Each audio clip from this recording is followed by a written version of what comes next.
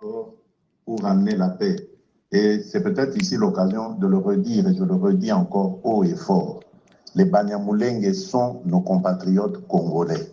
Je ne tolérerai pas qu'il y ait de la discrimination sur cette communauté. Je la défendrai comme je défendrai toutes les communautés de la République démocratique du Congo de la même manière. Je viens d'ailleurs d'envoyer un de mes conseillers, mon chargé de mission, qui est Munyamulenge. Moi, j'ai un Munyamulenge dans mon cabinet qui revient de mission, une mission périlleuse. Et il est allé, je crois que vous avez dû voir ça à la télévision, parce que moi, je l'ai vu à la télévision, aux infos. Il est allé à Bibokoboko, dans les hauts plateaux. Il est allé à Baraka. Il est allé, j'oublie l'autre patin. Il a rencontré toutes les communautés. Banyamulenge, Bembe, Fuliro, les Bashi, tout ça. Il les a mis ensemble. J'ai vu les images. Il les a mis ensemble, il leur a prêché la paix. Et il y avait même là un de ceux qu'on dit, qu'on donne comme un anti-Banyamulenge, etc., le fameux Yakutumba. Yakutumba était là. Lui aussi, il a donné un message de paix. Donc il y a un espoir qui renaît dans cette partie du pays, que seul le Rwanda est mécontent de voir. Le Rwanda et ses supplétifs que vous avez nommés là, qui sont, eux, chargés d'agiter justement cette paix, de la bouleverser, de la perturber, pour que le massacre des Banyamulenge continue et qui puisse le justifier. Vous vous souvenez, lorsque nous avons repris la ville d'Uvira, une manipulation avait été faite pour que tous les Banyamulenge vident les lieux et qu'on brandisse cela comme un prétexte pour dire, vous voyez pourquoi on fait la guerre? Parce que les Banyamulenge sont maltraités. Dieu merci, beaucoup sont restés, j'ai donné des instructions, on ne touche pas, on n'a pas touché, et aujourd'hui, ils sont contents. Et chose bizarre, ceux qu'on avait entraînés dans des manipulations sont en train de demander à rentrer à Uvira. Mais ils sont prisonniers. On les a gardés prisonniers de l'autre côté parce qu'ils ne veulent pas qu'ils retournent. Donc vous voyez que cette guerre, c'est une guerre qui nous a été imposée pour d'autres raisons. Cette haine entre les communautés, elle a été suscitée pour justifier certaines choses. Et donc, ça, je ne peux pas l'accepter. Je me battrai jusqu'à ma dernière énergie pour mettre fin à ça et permettre aux communautés congolaises de vivre en paix. Parce que c'est ça qui est notre vocation. Le Congo a toujours été un pays de paix. Ces choses-là, nous ne les connaissions pas. Nous, quand on grandissait, on a grandi avec des amis Banyamulenge et autres. On ne connaissait pas ces choses-là. Moi, j'ai su que j'étais Moulouba du Kassai quand j'avais plus de 10 ans. Et même pas dans des conditions de discrimination, mais parce que, bon, lors d'une fête où je ne sais quoi, des gens, les chantres et tout ça, hein, ils vantaient la culture Louba, et c'est comme ça, on a, non, tiens, c'est chez nous, ça. Donc, moi, j'ai jamais vécu dans cette haine, jamais, je ne sais pas ce que ça veut dire, ça. Surtout quand on est entre Congolais, je ne peux pas haïr un autre Congolais uniquement pour ses origines. La preuve d'ailleurs que ma femme, elle est de l'Est, donc et c'est vraiment dans notre famille qu'on est tous comme ça. Aucun de mes frères n'a une femme Louba, aucun. On a tous des femmes de la République, des Congolaises, voilà. Donc vraiment, c'est vraiment des choses que je combats et je combattrai toujours. Alors, elle a posé... Bonjour, chers compatriotes congolais. Je vais vous parler à propos du discours où il faut parler d'interview de M. Tshilombo, le chef de l'État de la RDC, au sujet de Yakutumba. Il a parlé de Yakutumba. Je sais qu'il a abordé beaucoup de sujets. Je n'ai pas vraiment assez de temps pour décortiquer son discours. Je prends ce qui m'intéresse vraiment parce que moi, je suis engagé dans le vivre ensemble depuis maintenant plus de 25 ans. Le vivre ensemble entre les Banyamulenge et leurs voisins, Bafouliru, Babembe, Banyendo, Bavira. Alors, tout ce qui touche au vivre ensemble suscite en moi des réactions. Je m'étais interdit depuis un certain temps d'intervenir dans les réseaux sociaux. Mais franchement, j'ai été contraint à devoir réagir sur ce qu'a dit le chef de l'État congolais au sujet de la visite de Yakutumba et de Congolo. Yakutumba étant un Mouzalendo, un chef Mouzalendo dans la partie sud de la province du Sud Kivu, bien connu pour des faits, je vais les donner peut-être après, des faits répréhensibles contre les Banyamulenge. Et Congolo, qui est Munyamulenge, il a vanté, il a dit qu'il a des Banyamulenge dans son cabinet, il parlait de ces Congolais-là, qui est son chargé des missions pour les Grands Lacs, semble-t-il. Alors, j'ai été franchement un peu étonné que le chef de l'État, Félix Tshisekedi de la RDC, puisse parler de ces deux personnages, surtout le premier, comme quoi il a visité Biboko Boko pour la paix. Eh bien, je vais rappeler les amis qui vont suivre, les personnalités politiques du monde qui vont suivre cet audio, que Biboko Boko se trouve dans la province du Sud Kivu en RDC, vers le sud, la partie sud, dans les territoires de Fizi, à plus ou moins 20 kilomètres, un peu à l'ouest de la ville de Baraka. Quand vous devez monter les montagnes, vous devez prendre les hauteurs vers les moyens plateaux, comme je l'ai dit. Eh bien, c'est ce village. Bon, Bogobogo, c'est un mot générique. Hein? Il y a Mogorore et beaucoup d'autres villages. Hein? Peut-être même une dizaine de villages avec un centre qui s'appelle Bibogobogo. C'est un village martyrisé. Un village de Banyamulenge martyrisé. D'ailleurs, moi, je me demande la résilience de cette population. C'est comme Gaza.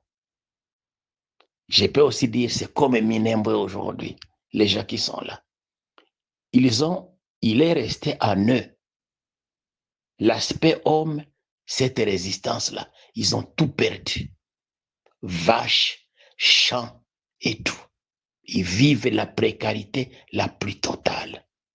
Ils ont essayé de développer l'agriculture tout autour. Mais ça ne tient vraiment pas. Ça ne tient vraiment pas. Et ils ont été l'objet des attaques, plusieurs attaques, des dizaines d'attaques de la part des Maï-Maï. Je vais vous rappeler qu'il fut un moment donné, tout le village a été chassé, du moins tous les habitants du village ont été chassés. Et les Banyamulenge se sont réfugiés à Baraka. La population de Baraka s'est révoltée. On a coupé de l'eau au site où ils étaient hébergés. On a coupé de l'eau. Et cette population a décidé de remonter vers Bibogobogo à leur risque et péril. La population est arrivée. Elle a vécu la précarité jusqu'à ce jour. Et les attaques n'ont pas cessé. Les attaques ont continué. Et aujourd'hui, Yakutumba, avec bien sûr, bon, vous savez, c'est toujours, lorsqu'il s'agit de Banyamulenge, le pouvoir fait des de la manipulation pour montrer à l'opinion internationale que les Banyamulenge sont bien traités. Alors, la question que je me pose, pourquoi cette manipulation seulement aujourd'hui? On va dire, écoutez, on est au moment où il faut faire la paix. Je suis pour la paix, mais il faut faire la paix dans la vérité. La personne indiquée pour aller prêcher la paix au Banyamulenge, ça ne doit pas être Yakutumba. Non. Parce que Yakutumba, il a un adjoint qui fait des sales besognes à la place de Yakutumba, qui agit, qui applique ce que Yakutumba fait contre le Banyamulenge. C'est lui qui exécute, s'appelle Monsieur Toronto, le commandant Toronto. Je ne sais pas s'il est devenu aussi général. À un moment donné, c'était un colonel. C'est lui qui applique. Celui-là, c'est lui qui a déraciné, qui a chassé les Banyamulenge de tous les villages autour de Bogobogo et qui sont venus en déplacer dans cette petite cité. Donc la cité, c'est une cité de déplacés. Ils sont coincés de tous côtés. Ils ne peuvent pas quitter. Je pense, c'est pas qu'est-ce qui est resté d'humain dans ces Yakutumba-là pour dire on ne décime pas. Mais on les enferme. Pas de sortie vers Baraka, pas de montée, pas de descente. Les tout petits périmètres, ils vivent là de rien, je vous dis. Parce que toute l'élevage a été décimée, les cultures ont été arrachées, et on a dit, c'est comme on a fait, vous vous souvenez, les Arméniens.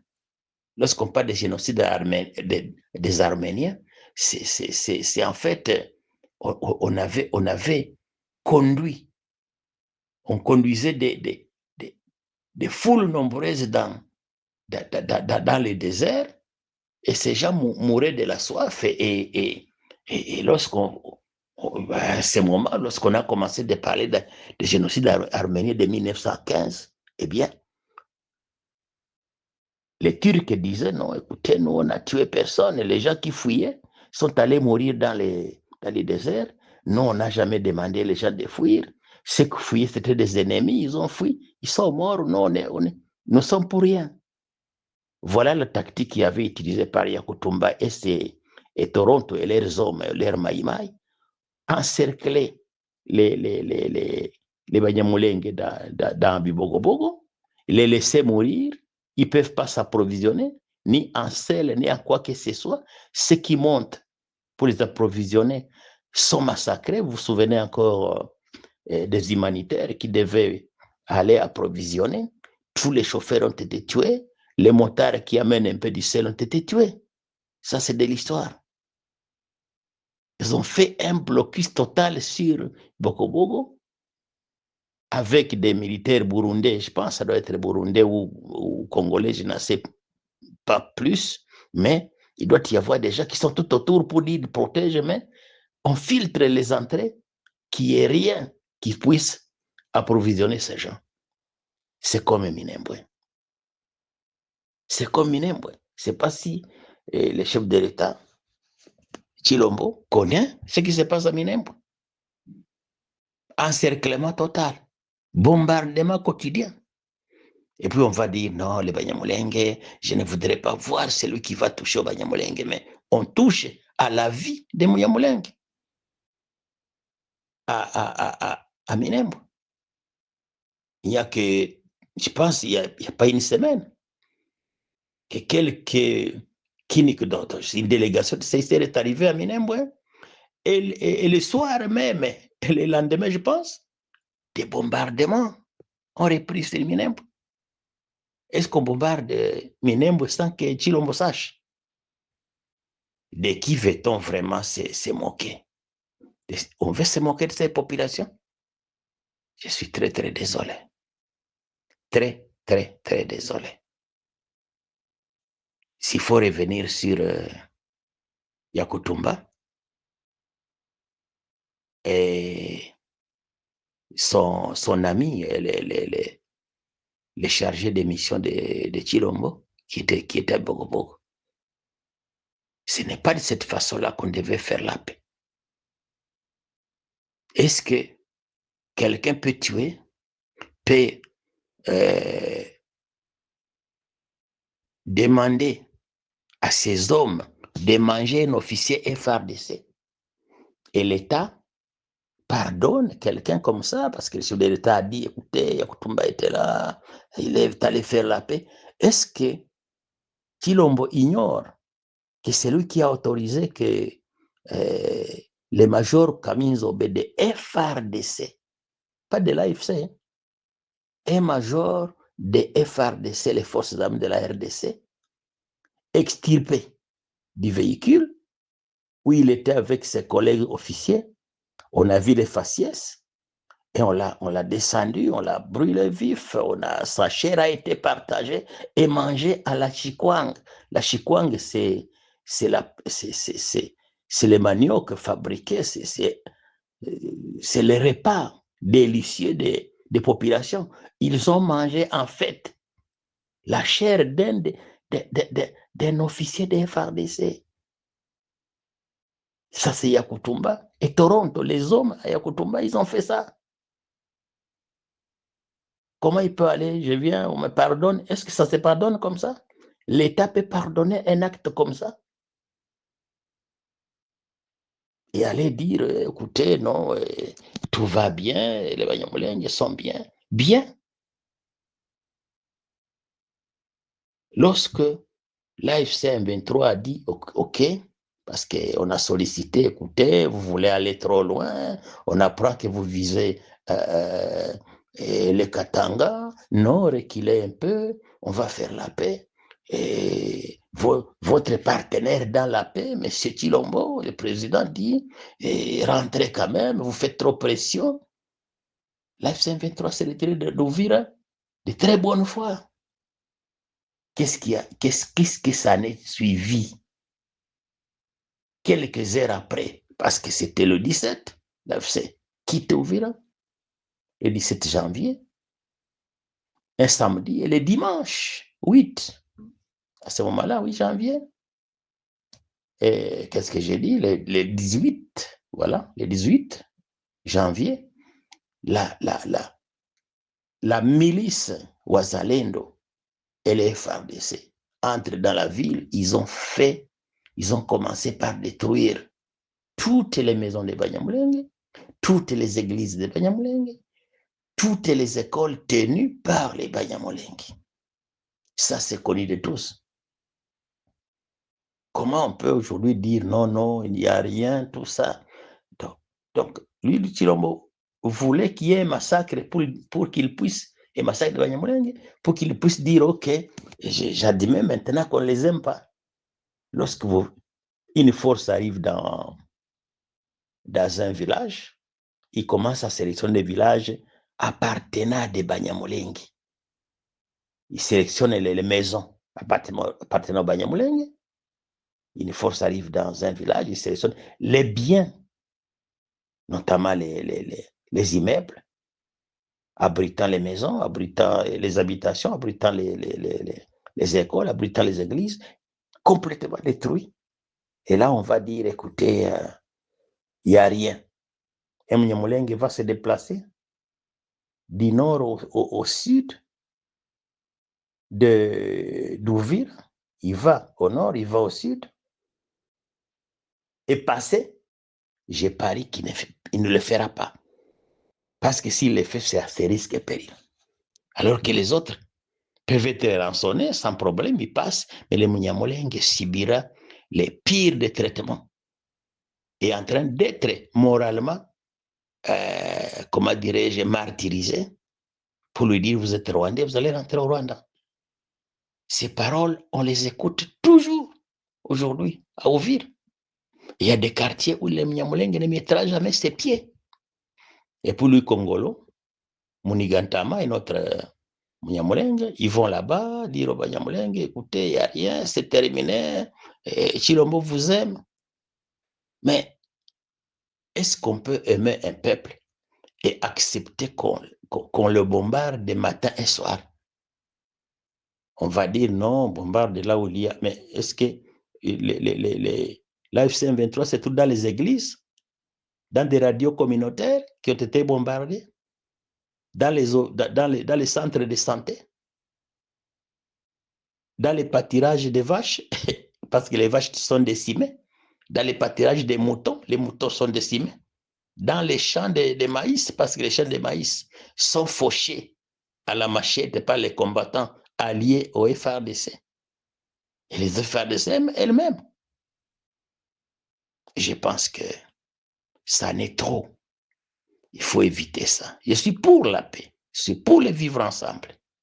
Mais il ne faut pas que Tshilombo envoie des gens pour se moquer des Banyamulenge. Essayer de faire un semblant, comme il y a une manifestation de Banyamulenge à Nairobi, à Ottawa et à Washington.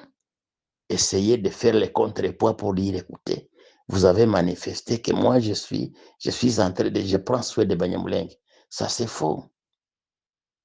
Banyamulenge ont été martyrisés par Tshilombo lui-même. Parce que lorsque l'armée fait ce qu'elle fait là-bas, lorsque les drones bombardent au quotidien les habitations de Banyamulenge, des vieux de 100 ans tués au fusil, pas de balles perdues. On entre dans une maison, on tue tous les vieux, les vieilles femmes et les vieux hommes, on tue même les vieux. Est-ce qu'on va dire qu'on aime les Banyamulenge?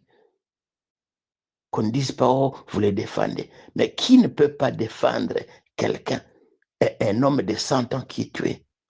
Les images des enfants de 8 ans gardant les chèvres, et les moutons et les veaux qui sont tués parce ils ont osé sortir, aller garder les veaux, aller garder les moutons. Ces images existent. Est-ce que Tshilombo, qui suit très bien, je sais qu'il suit les réseaux sociaux, il ne connaît pas vraiment? Il n'a pas vu ces images de Minembwe? Je ne voudrais pas aller trop loin. Vendredi, 8 mai 2026. Je vois, il est 3h10. C'est Godefroy, ambassadeur de la paix. Merci.